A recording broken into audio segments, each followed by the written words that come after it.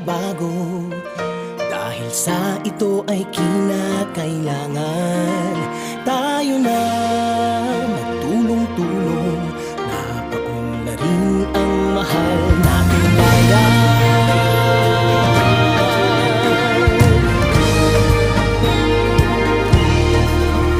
Panahon na magbabago at iayos ang mga dapat ayusin.